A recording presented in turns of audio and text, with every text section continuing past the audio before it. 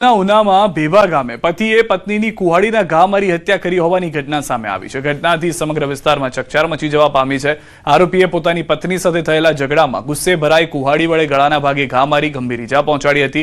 ઘટનાની જાણ થતાં સ્થાનિક લોકો તરત જ ત્યાં પહોંચી ગયા હતા અને આરોપી પતિ નાસી છૂટે તે પહેલા જ તેને દોરડા વડે બાંધી રાખ્યો હતો. ત્યારબાદ પોલીસને જાણ કરવામાં આવતા ઉના પોલીસ તાત્કાલિક ઘટના સ્થળે પહોંચી હતી અને આરોપીની ધરપકડ કરી આગળની કાર્યવાહી હાથ ધરી હતી. મૃતદેહને પોસ્ટમોર્ટમ માટે ખસેડવામાં આવ્યો છે. મૃતકના મોતથી 3 સંતાનો પરથી માતાની છત્રછાયા હટી જતા પરિવારમાં શોકનો માહોલ છવાયો છે. બેનને હું ખબર પૂછી રહ્યો હતો કે બેન મજા નથી, એમને તાવ આવતો હતો. એમાં ખબર પૂછી રહ્યો હતો એ વખતે મારી બેનની નજર ન રહેતા એને ઓછાના કવાડીના 2 ઘા મારી અને મોતને ઘાટ મારી બેનને ઉતારી હતી.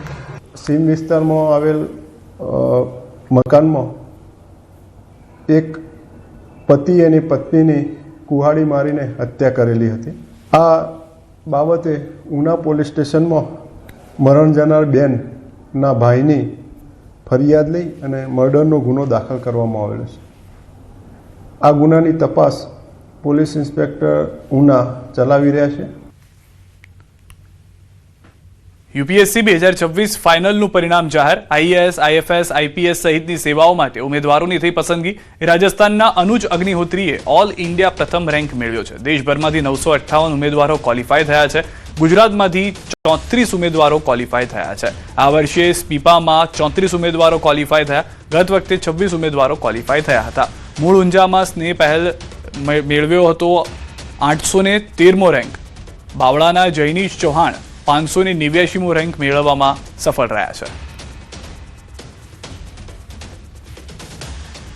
યુપીએસસીનું પરિણામ આવ્યું છે અને જેમાં ઊંઝાના વતની સ્નેહ પટેલે બાજી મારી છે, એટલે કે 813 રેન્ક આવ્યો છે અને 813 રેન્ક સાથે તેમણે સફળતાપૂર્વક આ પરીક્ષા પાસ કરી છે. આપણી સાથે છે, તેમની સાથે વાત કરીશું. સ્નેહ, કેટલી મહેનત હતી, કેટલી તૈયારી હતી અને ત્યારબાદ આ પરિણામને તમે કેવી રીતે જોઈ રહ્યા છો?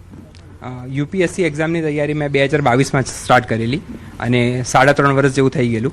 એન્ડ પછી 3.5 વર્ષ લાગે મને આ ક્લિયર કરવામાં અને આ 3rd એટેમ્પ્ટ હતો મારો. ફર્સ્ટ એટેમ્પમાં મારું પ્રિલિમ્સ ક્લિયર નહોતું થયું.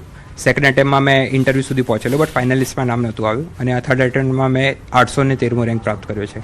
પડકારો જોયા પછી પણ તમે અગર પાછા તમે સેમ મહેનત કરવા રેડી થતા હોય તો યુપીએસસી ક્લિયર કરી શકાય. મારો પણ ગોલ આઈએએસ બનવાનો જ છે. પરિવારે પણ સપોર્ટ આપ્યો છે અને પરિવારના સપોર્ટ થકી આ પરીક્ષાને સાર્થક કરી હોય તે પ્રકારની વાત કરવામાં આવી રહી છે. હરીશ શર્મા સાથે ગૌતમ શ્રીમાળી, ન્યૂઝ 18 ગુજરાતી, અમદાવાદ. વડોદરાના સાવલીના ધારાસભ્ય કેતન ઇનામદારનું મોટું નિવેદન. કેતન ઇનામદાર નહીં લડે 2027ની વિધાનસભાની ચૂંટણી. આ જાહેરાત મેં 2022ની ચૂંટણીમાં પણ કરી હતી. હું 3 ટર્મથી સાવલીમાં ચૂંટાઈ આવું છું તેવું કેતન ઇનામદારે કહ્યું. હવે યુવાનોને ચાન્સ આપવા માંગુ છું. કેતન ઇનામદારે કહ્યું કે વિધાનસભાની ચૂંટણી ન લડવા પરના નિર્ણય પર મક્કમ છું. ભલે ચૂંટણી ન લડું પણ સાવલીની જનતાની સેવા કરતો રહીશ. બરોડા ડેરી મુદ્દે કેતન ઇનામદારનો સન્માન કાર્યક્રમ યોજાયો હતો.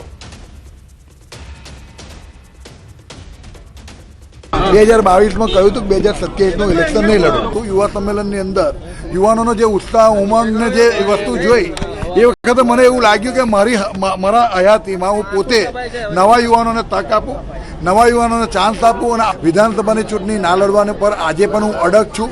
સાવલીમાં ભારતીય જનતા પાર્ટીના તમામ કાર્યકર્તા, સાવલીના તમામ મતદાતાઓ, સાવલી દેસર વિધાનસભા ક્ષેત્રના તમામ માટે અડીખમ હું એમની સાથે છું.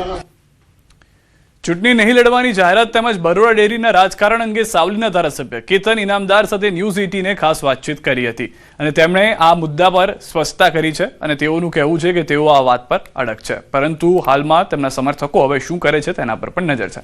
ગીર સોમનાથની વાત કરીએ હવે. ગીર સોમનાથના ઉના તાલુકાના ભાજા ગામે બોગસ બીએડ કોલેજ કૌભાંડ બહાર આવ્યું છે.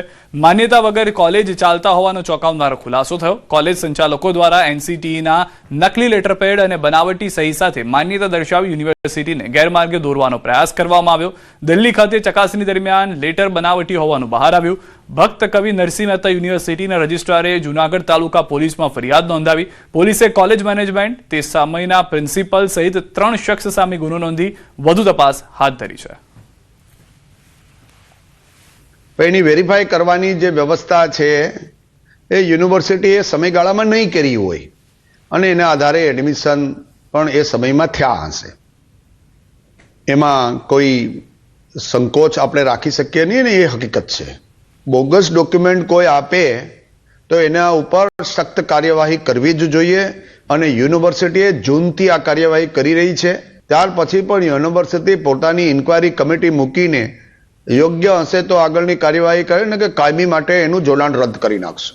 જે વિદ્યાર્થીઓ ફાળવ્યા બાદ સદર લેટર જે એનસીટીઈ દ્વારા વિદ્યાર્થીઓ ફાળવવા માટેનો છે તે ખોટો અને બનાવટી હોય, તેને ખોટા લેટરને સાચા લેટર તરીકે ઉપયોગ કરવા માટે જે ગુનાહી પ્રવૃત્તિ અંજામ આપેલ છે તે તમામ વિરુદ્ધ કાર્યવાહી કરવા ફરિયાદ નોંધવામાં આવેલ છે અને હાલ તપાસ ચાલુ છે. અમદાવાદથી સમાચાર. 7th ડે સ્કૂલ વિવાદનો મામલો. હવે 7th ડે સ્કૂલ મેનેજમેન્ટને એએમસીમાં બોલાવાશે. ઉચ્ચ અધિકારીઓ જગ્યા બાબતે કરશે હિયરિંગ. સ્કૂલ મેનેજમેન્ટને નોટિસ આપી જરૂરી દસ્તાવેજો સાથે સુનાવણી માટે બોલાવાશે. એએમસીએ જગ્યા 99 વર્ષ ભાડે આપેલી હતી. કરાર ભંગ થયો હોવાની શોકોઝ નોટિસ આપવામાં આવી હતી. સ્કૂલ મેનેજમેન્ટ દ્વારા હાઈકોર્ટમાંથી પિટિશન પરત ખેંચાઈ હતી.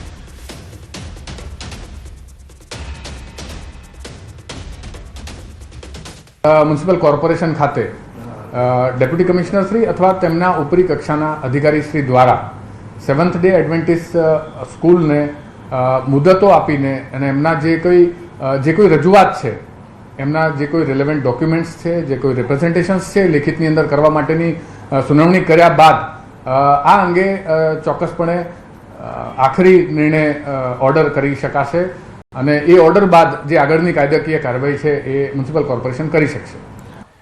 T20 વર્લ્ડ કપ ફાઇનલ પૂર્વે ફ્લાઇટના ભાવમાં તોતિંગ વધારો થયો છે. ભારત ન્યૂઝીલેન્ડ વચ્ચે ફાઇનલ મેચની અસર. એરફેરમાં સામાન્ય દિવસ કરતાં 4 થી 5 ગણો વધારો થઈ ગયો છે. રવિવારનું Mumbai Ahmedabad one way fare 17,000 અને return 12,000. Delhi Ahmedabad one way fare 13,000 અને return 14,000. Chennai Ahmedabad one way fare 6,000 થી 17,000 સુધી થઈ ગયું છે. કોલકાતા અમદાવાદનું એરફેર 5,000 થી વધીને 15,000 સુધી પહોંચી ગયું છે. બિઝનેસ ક્લાસની ટિકિટના ભાવ 35,000 થી 40,000 સુધી થઈ ગયા છે. સામાન્ય રીતે માર્ચ મહિનામાં પરીક્ષાઓ હોવાથી એરફેર નીચા હોય છે, પરંતુ મુંબઈ અને અમદાવાદ વચ્ચે માર્ચ મહિનામાં સામાન્ય દરજે 2,500 થી 3,000 રૂપિયા હોય છે. ફાઇનલ મેચના કારણે ફ્લાઇટના ભાવ આસમાને પહોંચી ગયા છે.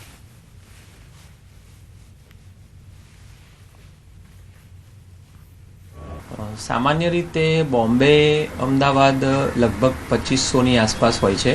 દિલ્હી અમદાવાદ 3,000 હોય છે. કોલકાતા અને ચેન્નઈ 5,000 થી 6,000નો ફેર હોય છે વન વેનો.